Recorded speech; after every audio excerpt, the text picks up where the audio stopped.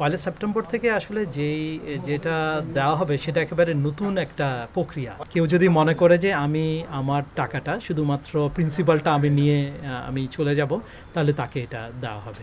সম্মিলিত ইসলামী ব্যাংকের অধীনে একীভূত হওয়া 5 ব্যাংকের ব্যক্তি আমানতকারীরা প্রয়োজন অনুযায়ী তাদের মূল টাকা তুলতে পারবেন। আগামী 1 সেপ্টেম্বর থেকে এই টাকা তুলতে পারবেন গ্রাহকরা। আর লভ্যাংশ নিতে চাইলে মেয়াদি আমানতের নিয়ম মেনে ক্রেতারা তা পাবেন বলে জানিয়েছে কেন্দ্রীয় ব্যাংক। অন্তর্বর্তী সরকারের মেয়াদে এক্সিম ব্যাংক, ফার্স্ট সিকিউরিটি ইসলামী ব্যাংক, গ্লোবাল ইসলামী ব্যাংক, ইউনিয়ন ব্যাংক ও সোশ্যাল ইসলামী ব্যাংক একীভূত হয়ে গঠিত হয় সম্মিলিত ইসলামী ব্যাংক। সম্প্রতি সংসদে অর্থমন্ত্রী আমানতকারীদের মুনাফার ওপর কোনো ধরনের হেয়ারকাট থাকবে না বলে ঘোষণা দিলেও এ বিষয়ে আমানতকারীদের মধ্যে কিছু অস্পষ্টতা ছিল। এমন বাস্তবতায় আমানতকারীদের মুনাফার ওপর কোনো ধরনের হেয়ারকাট থাকবে না বলেই কেন্দ্রীয় ব্যাংকের পক্ষ থেকে জানানো হয়েছে। তবে সেক্ষেত্রে মেয়াদি আমানতের নিয়ম মেনে ক্রেতারা লভ্যাংশ পাবেন।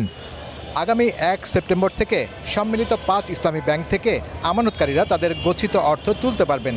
তবে কোন ধরনের আমানতকারীরা এই অর্থ তুলতে পারবেন, বিস্তারিত আপনাদের জানাবো। ব্যক্তি আমানতকারীরা আল ওয়াদিয়া, চলতি হিসাব মুতারাবা, সঞ্চয় হিসাব ও মুতারাবা মেয়াদি আমানতের মূল অর্থ প্রয়োজন অনুযায়ী তুলতে পারবেন। 1 সেপ্টেম্বর থেকে আসলে যেটা দেওয়া হবে সেটা একেবারে নতুন একটা প্রক্রিয়া। কেউ যদি মনে করে যে আমি আমার টাকাটা শুধুমাত্র প্রিন্সিপালটা আমি নিয়ে আমি চলে যাব, তাহলে তাকে এটা দেওয়া হবে। এবং সেই হিসেবে এই ধরনের এটা শুধুমাত্র ব্যক্তি অ্যাকাউন্টগুলোকেই প্রদান করা হবে। ব্যক্তি আমানতকারীদের জন্য ব্যাংকটির স্বাভাবিক লেনদেনের পরিধি আরও বাড়বে বলে আশা করছে কেন্দ্রীয় ব্যাংক। আমানতকারীরা যদি মনে করেন যে আমরা শুধু প্রিন্সিপাল, আমরা সুদ সহ নেব, তাহলে তাদেরকে ওই স্কিমে যেভাবে বলা আছে সেই স্কিম হিসাবে ওনাদেরকে যেতে হবে। অর্থনীতিবিদরা সরকারের এই উদ্যোগকে স্বাগত জানিয়েছেন। জানান এতে ব্যাংক ব্যবস্থার প্রতি গ্রাহকের আস্থা বাড়বে। উদ্যোগটা পজিটিভ ওই দিক থেকে যে ব্যাংকিং সিস্টেমের উপরে একটু ভরসা এবং ট্রাস্টটা একটু ফিরে আসবে আস্তে আস্তে করে। বিশেষ করে সরকারের একটা চেষ্টা হচ্ছে যাতে করে 5টা যেটা সম্মিলিত ব্যাংক এটাকে যদি দাঁড় করানো যায়।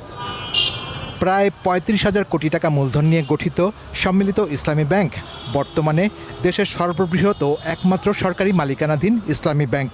ব্যাংকটির কার্যক্রম দ্রুত স্বাভাবিক করতে প্রয়োজনীয় পদক্ষেপ নেওয়া হবে বলে জানিয়েছে কেন্দ্রীয় ব্যাংক।